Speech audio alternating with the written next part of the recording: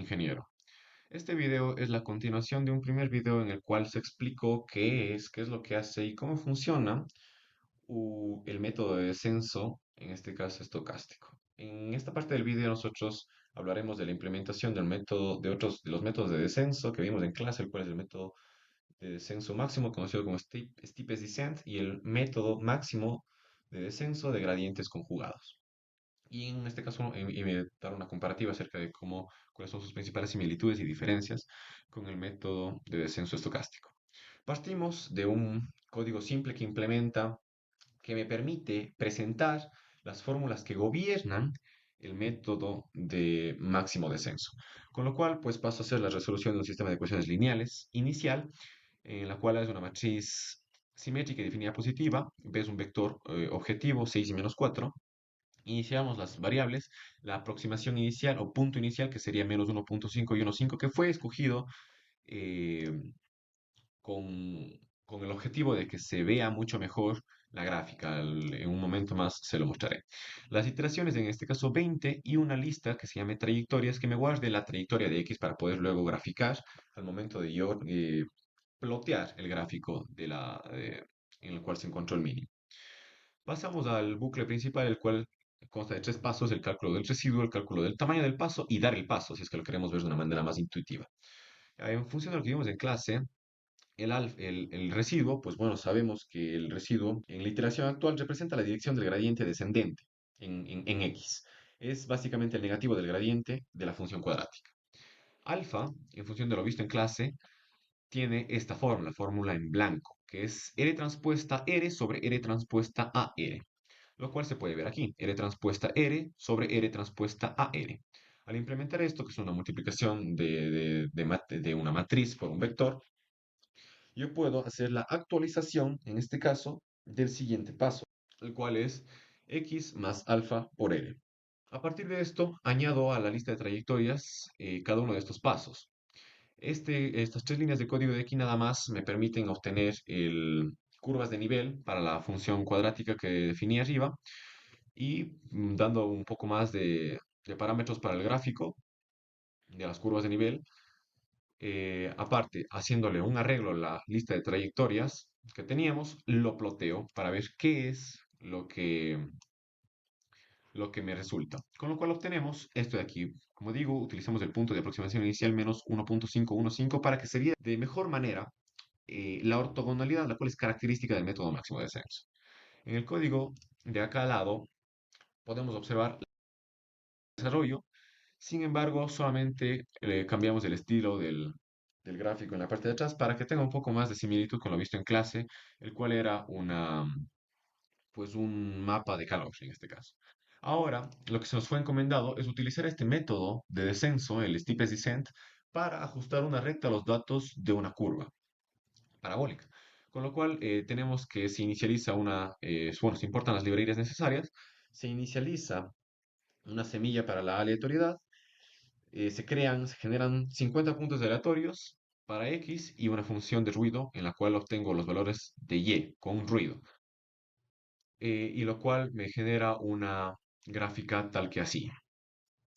Inicializamos los parámetros, en este caso el peso, que le podemos dar un valor de 6 y un sesgo de -3, y damos el número de iteraciones, en este caso 100. Creamos una lista en la cual se va a guardar las trayectorias del peso y del sesgo, y una lista en la cual se va a guardar las pérdidas, que me servirá luego más adelante para graficar pues, la evolución para obtener el mínimo.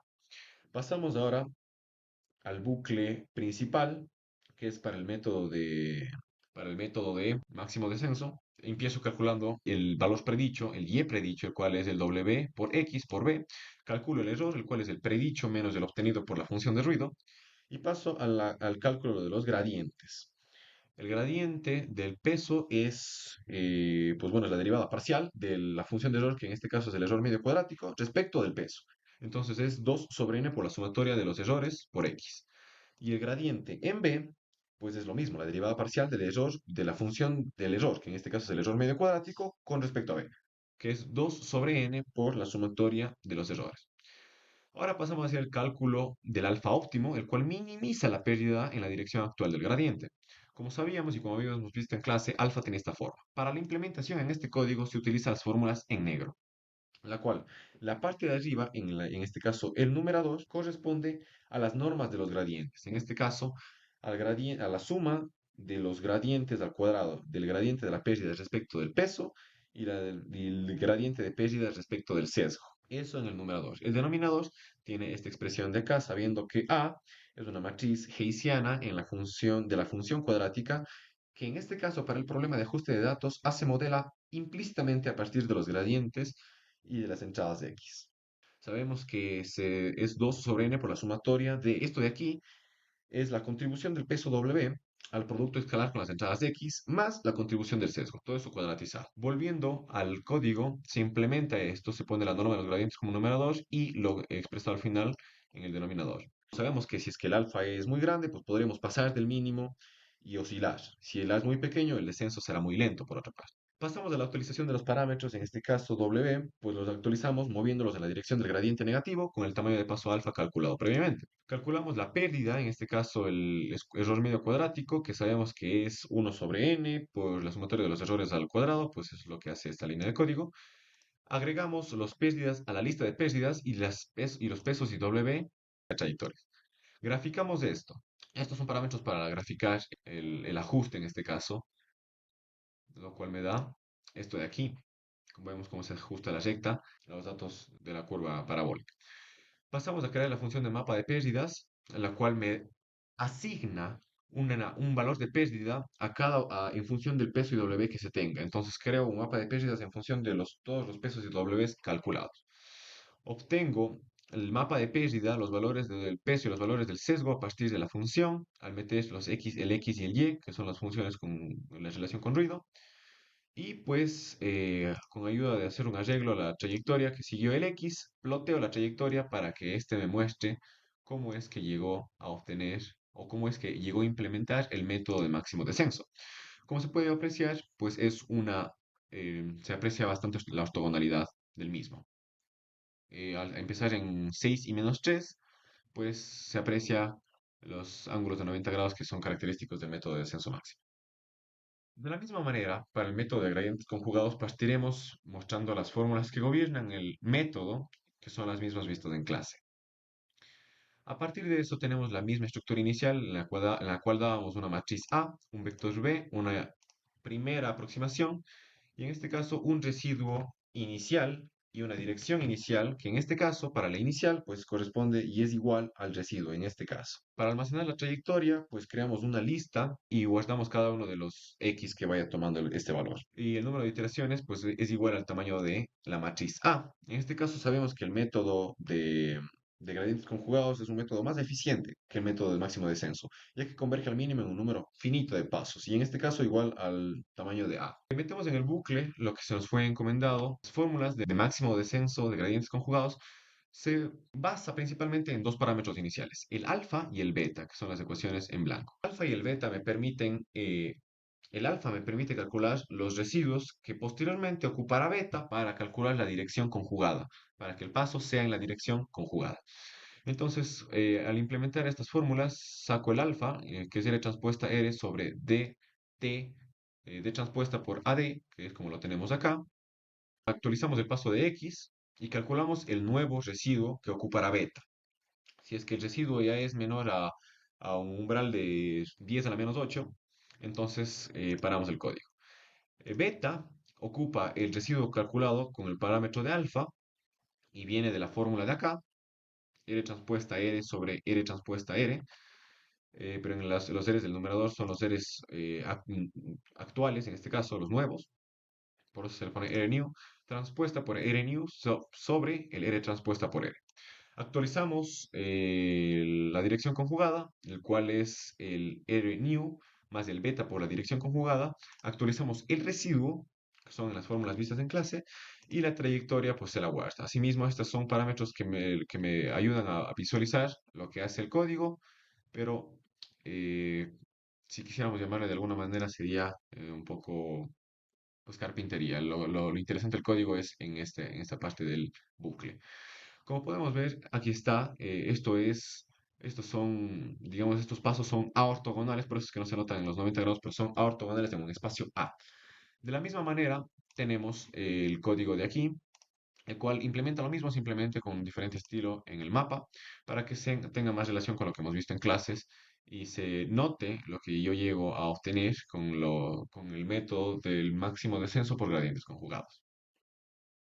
Ahora, lo que se nos fue encomendado es el ajuste de una recta a datos de una curva parabólica, con lo cual esto representa lo mismo visto anteriormente y inicializamos los parámetros en este caso del peso y del sesgo, que guarde la trayectoria de los parámetros y una lista para guardar la pérdida en cada iteración.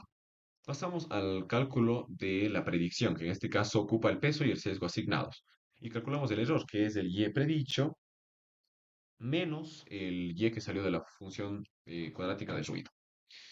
Calculamos los gradientes, que pues el gradiente respecto a W es 2 sobre n por la sumatoria del error por x, y el gradiente de B, del sesgo, es 2 sobre n por la sumatoria del error. Bueno, aquí tenemos la parte de la inicialización del residuo y de la dirección.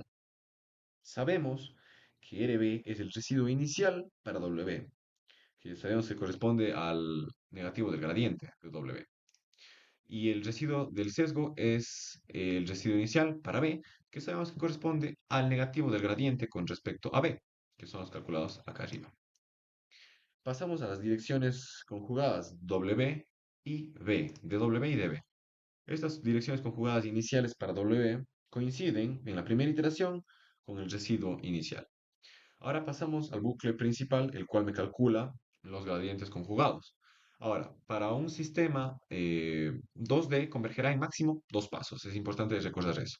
Ahora, hay que calcular el tamaño de paso óptimo alfa. Nosotros sabíamos que de las ecuaciones vistas en clase que alfa tenía esta fórmula de aquí.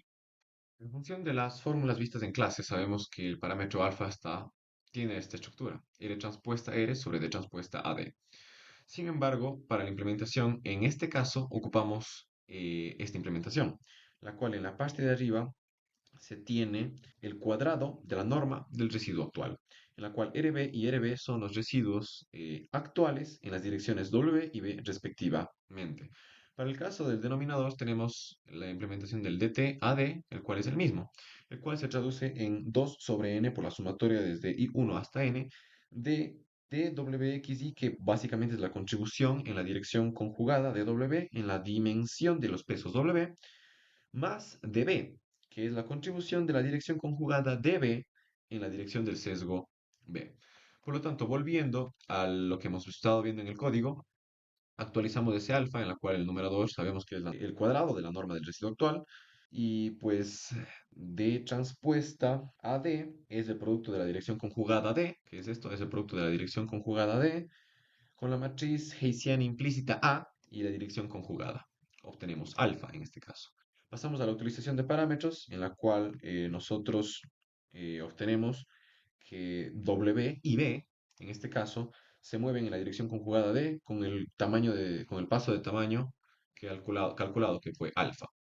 Calculamos los nuevos gradientes, calculamos el predicho, el error y los gradientes. Verificamos la convergencia. Sabemos que si es que el R new, que en este caso son los gradientes negativos, eh, si es que la sumatoria de estos al cuadrado es menor a 10 a la menos 8, pues llegamos a una convergencia y terminamos el bucle. Calculamos beta, que era calculado a partir de los R new otorgados por alfa, los cuales beta de la forma de clase teníamos que tenía la forma siguiente, que es R transpuesta R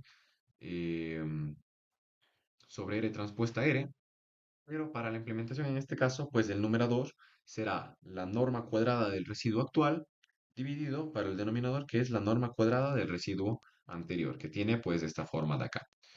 Volviendo al código, se implementa esto que habíamos visto, que es la norma cuadrada del residuo actual más la norma cuadrada del residuo anterior. Actualizamos las direcciones D a partir del parámetro beta calculado en cada uno de los casos a partir de las fórmulas vistas en clase.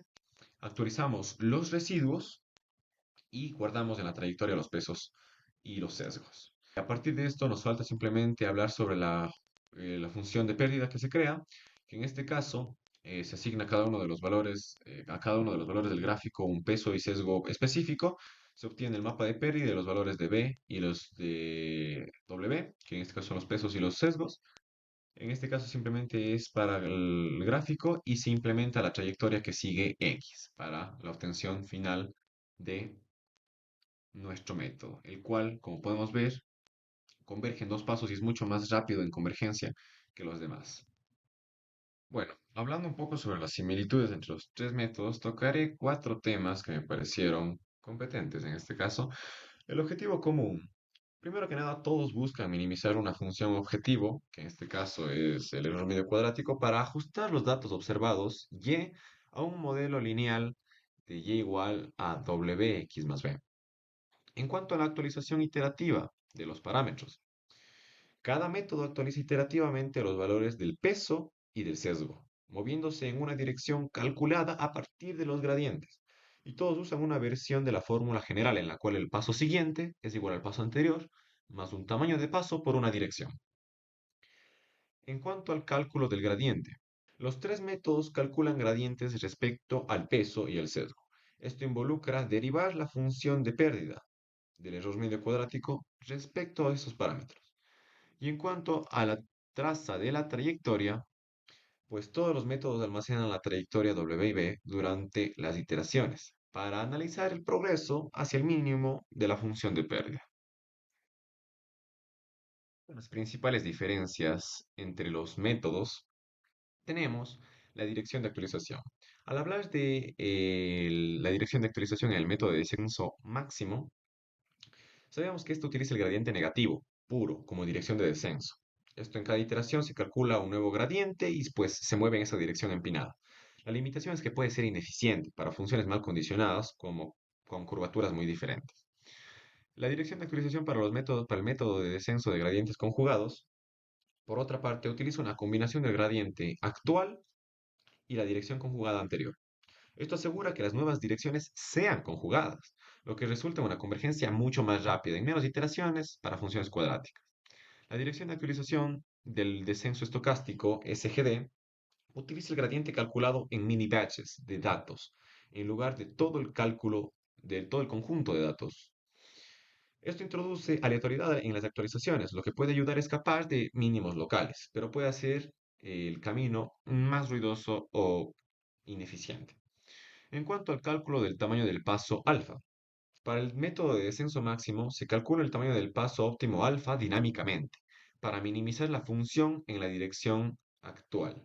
Esto asegura que el movimiento sea eficiente en cada iteración. Para el método de gradientes conjugados, también se calcula alfa de forma dinámica, pero en función de la dirección conjugada actual. Para el caso del descenso estocástico, se utiliza un tamaño de paso fijo, un learning rate, ajustado manualmente, aunque puede incluir un momento pues, para acelerar la convergencia. En cuanto al uso de datos, el método de descenso máximo steepest descent utiliza todo el conjunto de datos para calcular los gradientes en cada iteración. Resulta en actualizaciones precisas pero costosas computacionalmente hablando.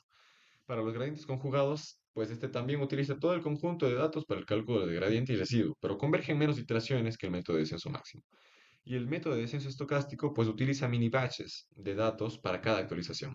Esto reduce significativamente el costo computacional por iteración, pero introduce ruido en las direcciones de descenso. En cuanto a la convergencia, el método de descenso máximo o steepest descent converge lentamente, especialmente si la función tiene curvaturas muy diferentes en diferentes direcciones. El de gradientes conjugados converge en un número finito de pasos, igual al número de las dimensiones del problema en este caso, para funciones cuadráticas. Es significativamente más rápido que el descenso máximo para este tipo de problemas.